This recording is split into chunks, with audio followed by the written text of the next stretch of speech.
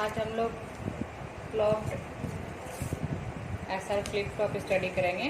Clogged SR flip flop study से करने से पहले हम लोग एक बार एसआर फ्लिप फ्लॉप को देख लेते हैं। ये हम लोग एसआर फ्लिप फ्लॉप देखे थे। इसी में यही डायग्राम में एक क्लॉक हम लोग को ऐड कर देने से हमारा क्लॉक्ड एसआर फ्लिप फ्लॉप बन जाता है। सेम यही डायग्राम है। देखिए ये इसी डायग्राम में क्या किया गया है, यहाँ पर क्लॉक्ड इनपुट, इसको ये अगर देखा जाए तो ये हमारा क्या है, एसआर फ्लिप फ्लॉप। इसमें हम दो नैंड गेट का हेल्प से एक क्लॉक इनपुट डाले हैं। सो यही हमारा क्लॉक्ड एसआर फ्लिप फ्लॉप है। क्लॉक्ड एसआर फ्लिप फ्लॉप में हम लोग देख रहे हैं, क्लॉक्ड एसआर फ्लिप फ्लॉप में हम लोग देख रहे हैं कि सबसे पहले क्लॉक्ड एसआर फ्लिप फ्लॉप क्या होता है। The clocked SR flip flop consist of the basic NAND latch and two other NAND gate to provide clock input. ये तो हम लोग स्टडी कर चुके हैं। इसमें दो नैंड गेट के हेल्प से हम लोग एक क्लॉक पल्स का यूज करते हैं। तो ये हमारा लॉजिक डायग्राम है और ये हम लोग का ब्लॉक डायग्राम है। तो हम लोग यहाँ पर नैंड गेट के हेल्प से बनाए हैं। तो एक बार नैंड गेट को स्टडी कर लेते हैं। नैंड गेट में हम लोग क्या देखे थे कि अगर एक भी इनपुट मेरा 0 होता है तो मेरा आउटपुट क्या आता है, 1 आता है। अगर एक भी इनपुट 0 है तो आउटपुट 1 है, और अगर बोथ इनपुट 1 है तो आउटपुट 0 है। इसको हमेशा हम लोग को रिमेम्बर याद रखना है। तो अब हम लोग स्टार्ट करते हैं इसको देखना। तो इसमें हम लोग देख रहे हैं, इसका ट्रुथ टेबल हम यहाँ पे बनाते हैं। सो ये हमारा ट्रुथ टेबल है।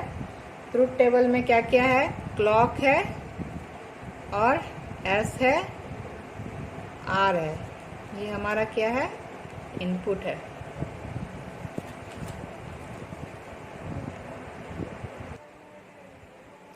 ठीक है, हम लोग देख रहे हैं कि हमारा क्लॉक, एस और आर ये हमारा क्या है, इनपुट है। क्यू और क्यू बार हमारा क्या है, आउटपुट है। तो सबसे पहले हम लोग क्या करते हैं, क्लॉक को 0 कर देते हैं। तो अगर हम लोग यहाँ पे क्लॉक का वैल्यू 0 रखते हैं तो हम लोग जैसा कि हम लोग देख रहे हैं कि क्लॉक का वैल्यू 0 रखते हैं तो हमारा अगर एक भी वैल्यू 0 है तो यहाँ पे मेरा वैल्यू क्या हो जाएगा, 1। यहाँ पे हमारा मेरा वैल्यू 1 हो जाएगा और यहाँ पे भी मेरा वैल्यू 1 हो जाएगा। तो हम लोग देख रहे हैं कि अगर एक भी मेरा वैल्यू 0 है तो उसको दूसरे से मतलब नहीं है, मेरा आउटपुट क्या आ जाएगा, यहाँ 1 आ जाएगा। अब यहाँ 1 है तो अब यहाँ पे हमको कुछ ना कुछ वैल्यू चाहिए, अगर 0 चाहिए या 1 चाहिए आउटपुट लेने के लिए। तो अब हम लोग को क्या होगा कि ये हमारा इस स्टेट पे डिपेंड करेगा। तो मान लेते हैं कि हम लोग का क्यू का वैल्यू मेरा 0 है, ये हम मान लेते हैं। अब ये 0 मेरा यहाँ आ जाएगा। अब अगर यहाँ पे वैल्यू 1 और 0 है तो इसका वैल्यू क्या हो जाएगा, 1, और ये 1 मेरा यहाँ आ गया तो यहाँ पे 1 और 1 है तो इसका वैल्यू 0। तो इसका मतलब हुआ कि जो मेरा एस और आर का वैल्यू वो कुछ भी हो, वो वैल्यू कुछ भी हो, मेरा क्यू और क्यू बार का वैल्यू उसके प्रीवियस वैल्यू पे डिपेंड करेगा। तो क्यू का वैल्यू भी प्रीवियस और क्यू बार का वैल्यू भी उसके प्रीवियस वैल्यू पे डिपेंड करेगा। अब हम लोग सेकेंड में हम लोग देखते हैं कि क्लॉक का वैल्यू हम लोग 1 पुट करते हैं, एस का वैल्यू 0 और आर का वैल्यू 1 पुट करते हैं। तो इस कंडीशन में क्या होगा, अगर मेरा एस का वैल्यू हम क्या, क्लॉक का वैल्यू हम क्या पुट किए, 1, क्लॉक का वैल्यू 1 पुट किए। तो अब अगर एस का वैल्यू 0 पुट किए और आर का वैल्यू 1 पुट किए, तो जैसे ही मेरा यहाँ पे वैल्यू 0 होगा तो मेरा यहाँ पे वैल्यू क्या आ जाएगा, 1। एक भी वैल्यू अगर मेरा 0 है तो यहाँ पे वैल्यू 1 आ जाएगा, और यहाँ 1 1 है तो यहाँ पे मेरा वैल्यू क्या हो जाएगा, 0 हो जाएगा। अब ये 0 है तो एक भी मेरा वैल्यू 0 है तो मेरा आउटपुट 1 हो जाएगा यहाँ से, और ये 1 यहाँ गया तो यहाँ 1 1 है तो यहाँ पे मेरा वैल्यू क्या हो जाएगा, 0 हो जाएगा। तो मेरा क्यू का वैल्यू मेरा क्या आया, 0, और क्यू बार का वैल्यू मेरा क्या आया, 1 आया, 0 और 1 आया। ये हमारा सेकेंड कंडीशन था। हम इरेजर का यूज इसीलिए कर रहे हैं ताकि आप लोगों को आसानी से समझ में आ सके। अब हम थर्ड केस में चलते हैं, जहां पे हम क्या करते हैं, क्लॉक का भी वैल्यू 1, एस का भी वैल्यू 1 और आर का भी वैल्यू 1 पुट करते हैं। तो जैसे ही मैं नहीं सॉरी आर का वैल्यू हम लोग 0 पुट करते हैं। तो क्लॉक का वैल्यू 1, एस का वैल्यू 1 और आर का वैल्यू 0।